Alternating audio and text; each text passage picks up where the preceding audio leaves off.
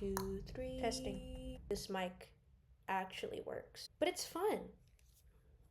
Can you hear me? Is it the same? All right. Beauty is in the eye of the beholder. I'm your beholder today. Hello, I'm Cam. Ugly men plague our society. That was me. The less fortunate looking men plague our society. And men already plague our society. It's a plague for a reason. It's not good. Now, I know what you're thinking. How hypocritical is it that you are covering your face while simultaneously making a video about faces? Well, no. It's about hair and how it correlates to the face. 1. 2. I'm a world famous supermodel and I'm also a spy. I can't let people know who I am. You already know I'm a girl and that I'm black. This is already you already know too much. And you know my name, so wow. I digress. To occupy myself with subjects not pertaining to the outside world, as well as to distract myself from the braces that I have. So if I have a lisp, this is not usual. I have created my own theory. The buzz cut theory. Friends of mine have all had crushes who once shaved their long, luscious locks in medium cuts look completely disgusting, repulsive, and awful in their eyes. Personality is important, looks aren't everything, blah, blah, blah, blah, but we cannot lie. Looks are highly valued in our society and are highly valued to us as people. You may say looks don't matter, but humans are visual creatures. And when you're considering a partner, you consider looks. Maybe not consciously, but you still consider looks. If there's a stranger you walk up to, it's because you find them attractive, whether their face or their clothes. I just realized I sound like I'm part of those Red Pill podcasts. I'm sure you've watched those hair theory videos on TikTok. I'm scared of TikTok.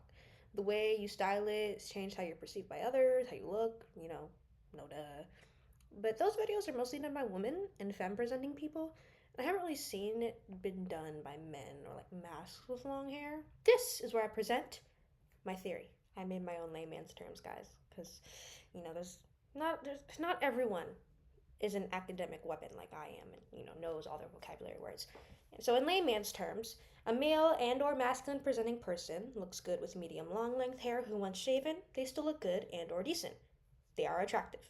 If they don't, they never were attractive. So you could say this applies to women, but every woman I've seen that shave their head looks great, beautiful, without a shadow of a doubt. All women are beautiful. I love women.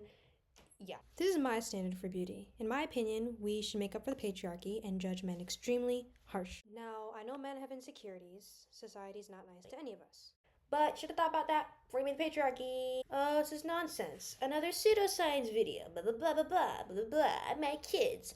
But I have another theory, and this time it's not mine. The golden ratio.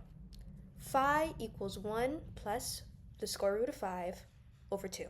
Is 1 to 1.618, and the full equation states that when a line is divided into two parts of a ratio, 1 to 1.618, it creates the ideal proportion. The golden ratio has roots in nature, from plants to snail shells, and has been used as a guide for architects and artists across the world for centuries. That was not an academic paper. I did get a .gov because I'm just like that. I'm built like that. www.ncbi.nlm.nih.gov. Gov, guys. Pseudoscience gets academic papers. Why can't I make a video? In 4 experiments, we tested the existence of an ideal facial feature arrangement that could optimize the attractiveness of any face given its facial features. Participants made paired comparisons of attractiveness between faces with identical facial features, but with different eye to mouth distances and different interocular. I'm not even gonna try that. Interocular distances. Now, although different faces have varying attractiveness, individuals' attractiveness is optimized when the face's vertical distance between the eyes and the mouth is approximately 36% of its length, and the horizontal distance between the eyes is approximately 46% of the face's width. These new golden ratios match those of an average face. If you don't know about the golden ratio, maybe you've seen like that article that was like a couple years ago. It was like Bella Hadid is scientifically the most beautiful woman in the world. Good for her. If you didn't know what that meant, symmetry in face is good. Between your eyes should be about 1.618. The same ratio between the width of the mouth and the distance between the eyes and the mouth should also be 1.618.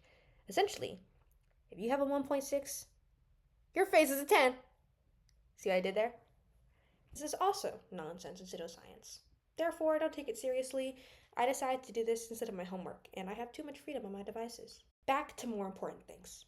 My theory. I just want to preface this by saying a few things first. I personally believe everybody is attractive. You are just not attracted to everybody. For example, my friend had a Timothy Chalamet phase.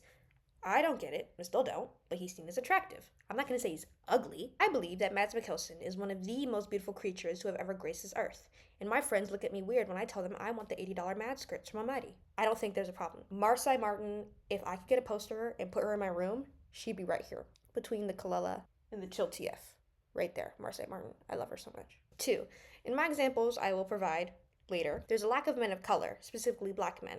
So, I'm black, I should have more black people. But if you think about it, most black celebrities have buzz hair, at least the ones I researched. We were never introduced to them with short hair, so I felt that didn't really count because they always have buzzed hair or always have long hair. So there's not too many black celebrities that have, had long hair and shaved their head or had short hair and then grew their hair out. If they have long hair, we were never introduced to them with short hair, so I felt that didn't really count because they always have buzzed hair or always have long hair. So there's not too many black celebrities that have, had long hair and shaved their head or had short hair and then grew their hair out. Black male celebrities. Male. Well, Lenny Kravitz, but it was like an afro. I added them because I have a slideshow of Caucasians on my computer. I would perish, as well as most of them have grown out their hair, so it feels equal. 3. I wasn't sure about adding idols because, in my opinion, keep the bucket hat on. Keep it on, all right? As well as it's for military service. It's not like a stylistic choice. Also, my theory being correct. Chance Crawford, Tom Hardy, Jaden Smith, Damiano David, Dominic Fike, Maluma, Elliot Page. Did he ever have a buzz? No, it's like a crew cut. Anyway, Steve Lacy, Alton Mason, and lots of other men occupying my Compet is real Pinterest board. If you don't know what Compet is, it stands for compulsory heterosexuality. That's another video for another time. Examples of people that should never have ever touched a pair of shears in their entire life. Matt Damon, Tom Cruise, Hugh Jackman, Shawn Mendes, plenty of other people. I don't like looking at old white men. These examples I have provided, we were introduced to these celebrities with buzzed hair. But my point still stands. Sometimes they look better with longer hair, but even when their hair was buzzed, they still look good. As you can see, most examples are of people that still look decent, because my theory is correct. And it makes sense, because we see these males as heartthrobs, fitting the beauty standard, and they fit mine, and my beauty standard is above everybody else's, because I'm always right, never wrong. I do have examples of real people who should have never touched a pair of shears in their life, and of people who look okay, with buzz hair in my realm of existence. But out of respect for them and their privacy, I won't add any pictures because I don't want to get sued. But I will add this 100% accurate drawing. It's so accurate, guys. Like, you don't understand. Like, if I could put the picture of the real person up here, you'd think, oh my goodness, same person. As well as if you, the watchers of this video, look back to your experiences with someone who shaved their head and you lost interest, or if they shaved their head and how your heart would break, you can come to understand this more clearly, perhaps. So why am I presenting this? Because I have the need to share my opinion to as many people as possible. I genuinely tweak when I'm unable to speak, when I feel the need to. Whoa, what? Dr. Seuss. Dr. Seuss who? Dr. Seuss who? Dr. Seuss, bro. Luckily, I have self-control, so I wrote a script and decided to make a however long video. Overall, the ratio, meaningless.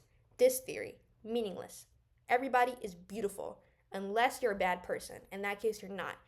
Beauty on the inside. Beauty on the inside is what counts, guys. Anyway, hope you enjoyed. Bye! Have a great day. You're beautiful. Don't shave your head if you don't need to. If you have lice, get that fixed.